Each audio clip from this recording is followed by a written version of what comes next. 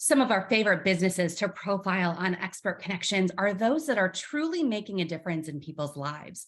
Today, that's the story we have for you.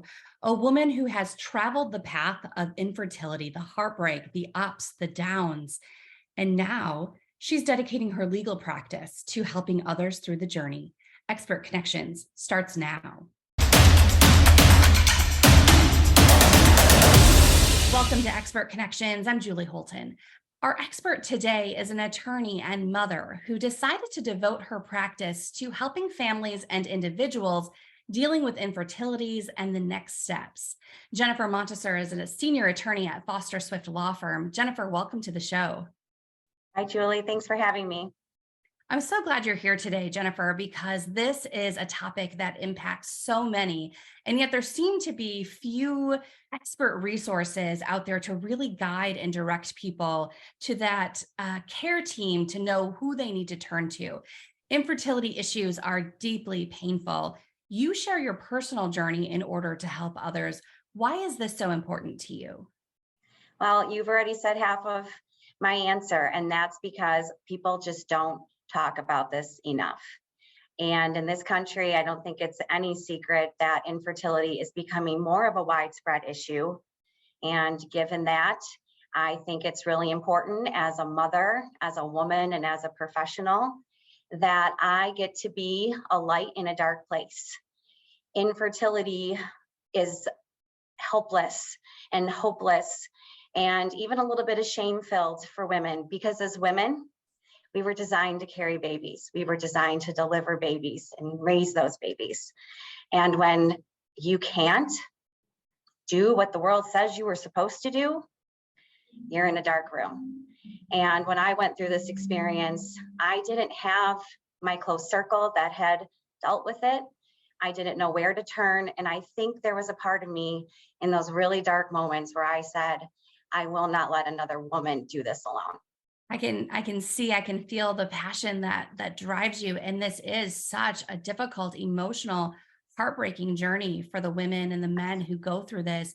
We'd love to hear more of your story. What led you? You chose to have a gestational carrier as a part of your journey. Tell us your story. So I had my first daughter. I carried her, I delivered her. And following that birth, I had complications that left me unable to carry another pregnancy. Biologically, I could contribute to embryos, but I just could not carry that embryo to a full-term pregnancy. And when my daughter was 1, the question became, what's next? We know we want another child, but how do we do that? Because the conventional method of doing it's not available to us anymore. So we knew we wanted to do it. And we then began to investigate what the options were. And in our case, it was either adoption or create a biological embryo and have someone else carry it. In other words, a gestational carrier. And those two ideas seemed monumental at the time. And the solution was, let's get curious and investigate, because eventually we will learn enough where we will know which one is the right one for our family. And sure enough, we attended adoption meetings. And then on the flip side, we met with an IVF specialist who helped other families create children through a gestational carrier. And I'll never forget the meeting that we met with the doctor. And it was just in that moment, it occurred to me, this is the right choice. It meant a lot to me knowing that biologically I could still have a child. And out of the 7 billion people in the world, I just needed to find one that would carry that embryo. We're talking a lot of emotion as people are navigating, as you and your husband were navigating this situation. There's a lot of emotion and a lot of, questions, a lot of research to be done, a lot of learning to do as you're also balancing the emotional and the physical and just the all-encompassing journey that this is. It seems like you were navigating doctors, including a number of specialists, psychiatrists, more. How did you know who to choose? Where did you turn to for the expert advice and support? So I think the most important thing to remember, and I think we can all relate to on a human level, is when we are scared and maybe don't have the answers and find ourselves in a situation we never dreamt of being in. It's easy to just keep to yourself and keep it inside. But this is the time where you can't be shy. You have to be able to ask questions. You have to be able to talk about it, because that is how you are going to navigate your way through this. And as I said earlier, we met with the specialist. And after meeting with the specialist, it led to the next specialist, to the next specialist. In our case, the most helpful resource was the lawyer that was helping us, because she was so experienced professionally. She had a long list of psychologists and IVF clinics and counselors, and even had some women who were waiting to help families carry babies. So my best advice is just start asking questions and talking, because you never know who is going to be listening. It's important to remember that, yes, the end goal is a baby. You want to be a mom, you want to be a dad, I get it. But you cannot get there tomorrow. And if you look at that big picture, it'll swallow you alive. So my advice is one step at a time, one question at a time, and don't be afraid to ask it.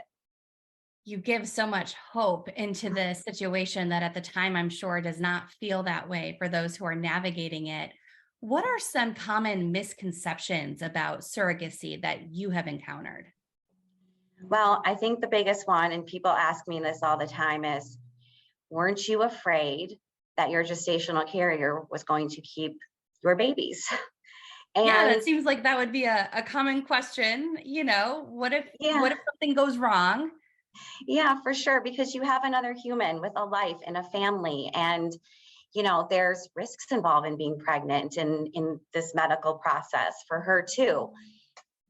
Early on in the process, you will meet this person. The intended parents will meet the surrogate, and you will get to ask her questions. Under Michigan law, she's required to undergo an extensive psychological evaluation in order to determine that she understands the responsibility that she's undertaking, but also that she has the right frame of mind. In my case, my gestational carrier wanted to do this for a family her whole life. It was on her bucket list. She's the kind of person that renews your faith in people because she genuinely wants to help. And I always say to her, I can never repay you. Thank you so much for doing this. And she'll turn it around and say, no, thank you for letting me do this.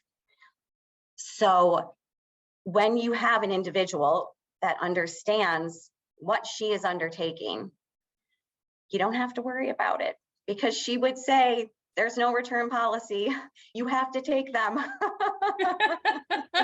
And And as she all wanted parents know, there are some moments where you might think about that. and that's true. In fact, we joke, because I remember the last moment where she walked out of our hospital room the day we went home, and I was holding both babies, and she turned her back and started to walk out the door, and she says, good luck.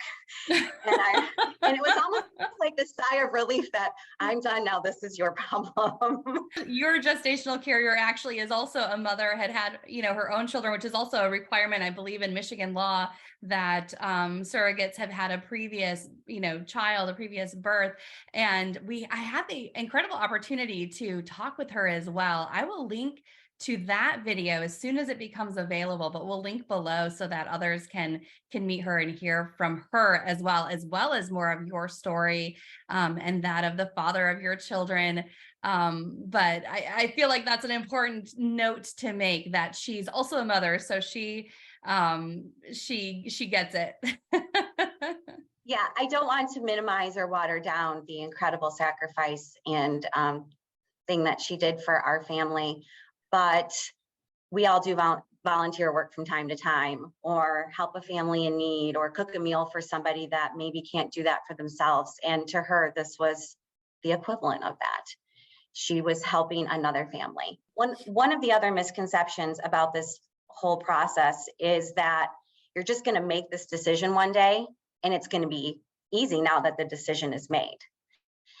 Infertility is a really tough card to be dealt, and to think that there's going to be other hurdles or other bumps in the road is not realistic. So I would say sometimes the hard thing and the right thing are the same thing. So it's okay to not have all the answers. It's okay to be scared.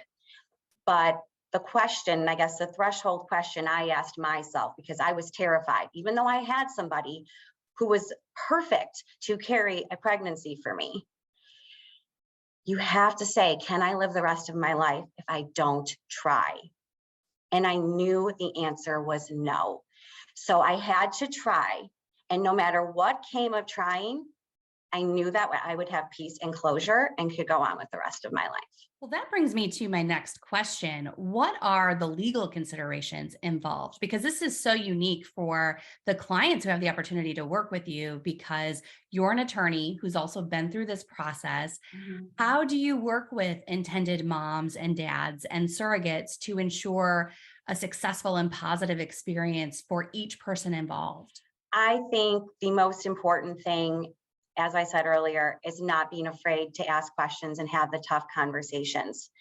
Both intended parents and the surrogate need to be very clear about what the expectations are. The legal side of it, there's really not a lot to it. There are documents that need to be filed with the court. Yes, there's an agreement that you're going to sign with your surrogate. But most importantly, at the end of the day, this is about what works for the intended parents and the surrogate. And the attorneys and the parties involved will all work together. I'm not going to tell you how to live your life. I'm not going to tell you how many babies your surrogate should carry. This is your decision. Just as if you were carrying the pregnancy, you're going to make the same exact decisions with someone else carrying that pregnancy. Before picking up the phone, how do people need to prepare emotionally, legally? What does that preparation for this journey look like? I would say the most important thing is the support system. It doesn't take an army. It takes one or two people. Maybe these people don't understand it. Maybe these people haven't been through it. The people who are just willing to listen and to just be there and support you along your way. The second thing is picking up and either calling an IVF specialist, meeting with a counselor that specializes in infertility, meeting with a lawyer that specializes in surrogacy matters. Pick one professional and make a meeting and go into it with an open mind because you are curious, nothing more. One step at a time, it'll become crystal clear what you should do next. I love how you're describing this care team, Jennifer, because it seems that that topic comes up a lot on the show, no matter what business we're talking about or what industry. Surrounding yourself with the right support, the right experts in place to provide you the information or the shoulder to lean on when you need it is so important when we're talking about surrogacy and infertility and this entire journey, no matter where it takes people to adoption or the other options. So it is National Infertility Awareness Week. So before we wrap up, I want to ask you, what changes do you hope to see in our culture, in our society, as you raise awareness about infertility and the options for families?